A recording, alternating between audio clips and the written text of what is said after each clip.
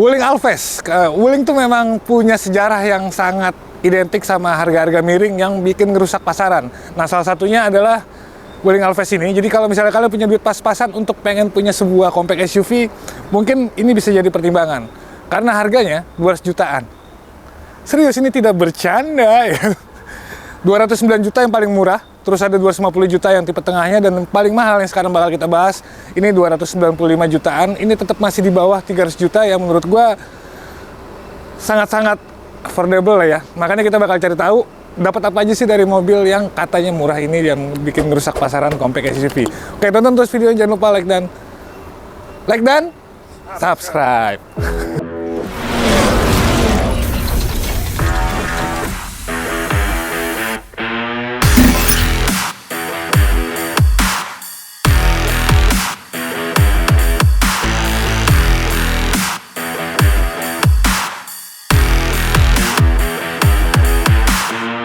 Oke, kita bahas tampilannya dulu ya. Ini menurut gua sebuah desain yang paling aman lah dari Wuling. Dia nggak mau neko-neko, dia juga nggak mau terlalu mencolok gitu. Cuman dilihatnya memang tetap enak. Walaupun nggak seenak Almas gitu kali ya, tapi ini tetap menurut gua tetap menarik. Kita lihat dari depan grillnya, dia pakai chrome yang dikit doang nih, ada dua baris kotak-kotak di sini yang kalau gue punya pasti bakal gue hilangin. Terus logo Wulingnya juga sekarang udah warna silver, jadi nggak norak lagi gitu ya, warna merah.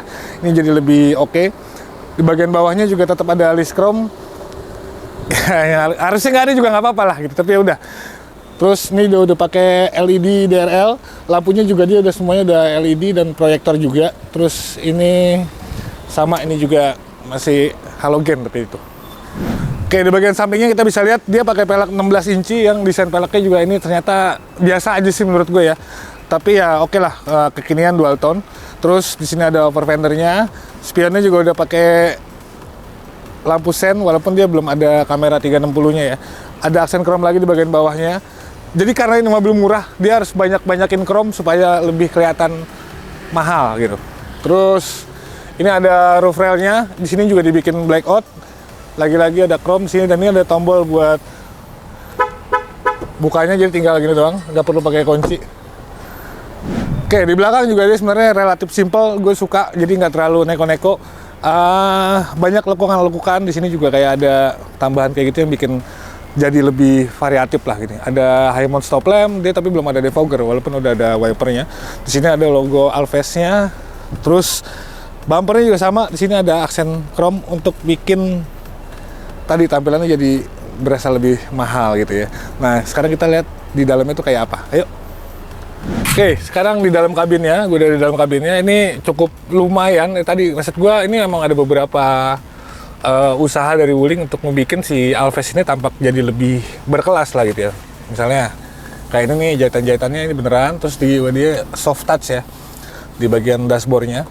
Udah gitu panel-panel AC-nya juga di sini ada fisiknya juga, dan lu juga bisa mengoperasikan dari si layar sentuhnya ini yang ukurannya 10 inci kalau salah. Ini cukup lengkap juga. Semua AC, terus pengaturan audio, bahkan juga misalnya untuk yang fitur-fiturnya nanti ya ini semua bisa, ini ntar kita bakal bahas. Nah, tapi sekarang gue mau bahas dulu dari sisi materialnya. Untuk dashboard ini walaupun dia bukan soft touch tapi masih lebih kelihatan better menurut gua, oke. Terus di sini juga di door trimnya ini juga kelihatan mantep lah ya gitu, nggak kelihatan murah banget. Udah gitu di sini juga dia soft touch lagi, jadi kalau misalnya nyender itu sandaran tangannya enak, di kanan dan di kiri itu beneran bikin nyaman banget lah. Setirnya juga udah kulit dan lengkap nih, di kanan kirinya juga ada tombol-tombol. Cuma ada satu material di bagian setir yang memang kelihatan banget jelek nih. Kalau misalnya gue nih kayak plastik murah tuh masih kelihatan. Jadi sangat jomplang gitu ya antara kulit dan plastik murah gitu ya. Terus udah gitu di bagian tengahnya ini juga udah ada tempat penyimpanan yang ini ekspektasi gue ada wireless charging, tapi ternyata nggak ada. Ini bukan wireless charging, tapi di sebelahnya ini ada soket buat ngecas. Terus gue juga suka listnya. Ini kelihatan mahal ya karena titanium gitu. Udah gitu ada embosan Wuling di sini. Transmisinya juga cukup oke, jadi kayak mobil-mobil futuristik kayak misalnya pesawat gitu ya. Dia condong ke sana karena begini ya. Ini ada P, ada R, ada N, ada D, dan juga dia bisa dioperasikan di mode manualnya gitu. Jadi digeser gini-gini ya. juga ada S gitu. Nah dia ini CVT sebenarnya. Nah terus di bagian tengahnya ini ada 2 cup holder, juga ada rem parkir elektrik sama auto hold. Nah ini memang secara fitur juga cukup oke lah gitu ya. Terus joknya juga dia udah kulit, walaupun pengaturannya masih manual. Udah gitu tadi balik lagi ke setir, dia juga ini masih cuman bisa naik turun doang ya kalau nggak salah ya. Jadi dia belum bisa teleskopik. Nah cuma bisa gini doang. Itu belum bisa. Oke. Terus kita bahas soal head unitnya. Ini udah menurut gua udah cukup lumayan advance ya. Jadi di sini kita bisa ngatur banyak hal. Audio pasti gitu ya. Terus udah gitu AC, terus navigasi juga ada di sini. Bahkan kalau misalnya kita masuk ke mode pengaturan, dia juga bisa ngatur berbagai fitur yang ada di mobil. Kayak misalnya ADAS. Mobil ini walaupun 200 jutaan tapi udah punya ADAS ya. Dan itu semua bisa diatur sini.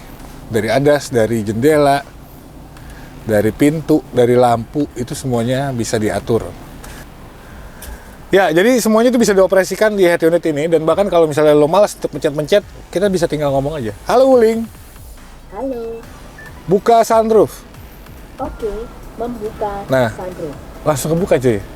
Jadi memang si voice command itu yang kalau Wuling tuh bilangnya Win ya, Wuling Indonesian voice command. Jadi dia udah pakai bahasa Indonesia yang memang bisa dioperasikan cukup pakai bacot aja udah bisa gitu ya. Ini udah jadi fitur standar yang versi tertingginya.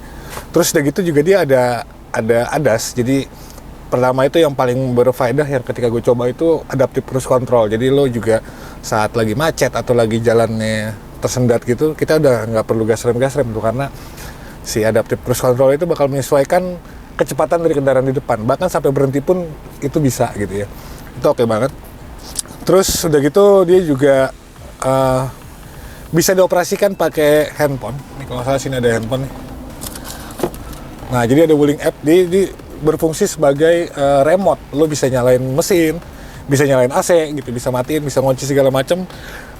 Bahkan kita bisa mengetahui posisi mobil itu di mana dan lain-lain lah. Itu semuanya bisa diakses di aplikasi yang bisa terintegrasi di smartphone lo. Ini menurut gue sebuah gimmick yang cukup oke lah untuk di mobil-mobil Wuling yang juga ternyata diterapin di mobil yang semurah ini gitu.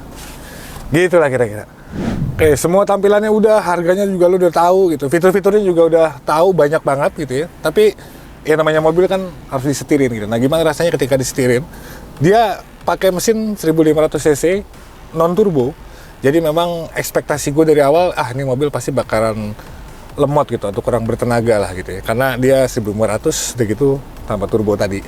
Dan ternyata ketika dipakai, ya emang bener lemot. Tapi gitu maksud gue, lemot itu bukan kayak mobil ini bukan kekurangan tenaga gitu. Menurut gue cukup pas lah, apalagi kalau misalnya dipakai di daily gitu ya, di harian, dari rumah ke kantor gitu-gitu, bukan perjalanan jauh. Ya ini cukup oke gitu. Di tarikan bawah aja memang dia lumayan, tapi ketika udah di RPM 2000, 3000 atau dan ke atasnya, itu mobil tuh kayak emang ditahan gitu, kayak nyendat. Tapi menurut gua ini juga wajar karena ada kompensasi tersendiri. Jadi konsumsi bahan bakarnya itu juga salah satu concern gua ketika low SUV pakai mesin 1500 cc dan tanpa turbo gitu ya. Itu harusnya boros cuy. Lemot boros. Tapi ternyata di Alphas enggak. Gue pakai harian itu average-nya ya sekitar 12 sampai 13 km per liter. Itu menurut gue cukup lumayan oke lah untuk mesin 1500 cc dan dipakein di mobil ini gitu. Secara tenaga juga dia memang sebenarnya standar sama kayak banyak low MPV atau low SUV kebanyakan gitu ya. Dia 105 horsepower dan torsinya 143 Nm. Itu sebenarnya cukup. Tapi memang mobil-mobil Cina atau Wuling gitu ya, pada khususnya terkenal sama bodi yang relatif bobotnya itu lebih berat. Jadi makanya kenapa tarikannya agak kurang dan konsumsi bahan bakarnya boros. Tapi di Alphas ini ternyata semua keraguan itu nggak ada gitu ya. Cukup lumayan lah, maksud gue semuanya dalam taraf yang wajar. Udah gitu handlingnya ini menurut gue juga cukup lumayan enak. Jadi dia punya suspensi yang cukup empuk. Jadi kalau misalnya kita lewat jalan-jalan bergelombang atau posisi tidur segala macam, itu mobil masih nyaman. Lo mau diisi cuma 1 orang atau mau 5 orang juga dia tetap nyaman. Tapi ketika lagi kenceng dan diajak bermanuver, ini mobil juga tetap punya handling yang menurut gue cukup oke lah gitu ya. Oke, jadi kayak gitu ya, Alphest dengan harga yang dimulai dari 200 jutaan sampai di bawah 300, menurut kalian layak nggak sih untuk dibeli atau ini cukup menarik nggak sih untuk kalian bawa ke garasi gitu ya? Silahkan aja sampai di kolom komentar, karena menurut gue ya Wuling memang lagi-lagi coba untuk mengacak-acak pasaran segmen compact SUV. Gitulah ya. Oke, sekian aja dari gua. Sampai jumpa di video selanjutnya. Gue pamit. Peace.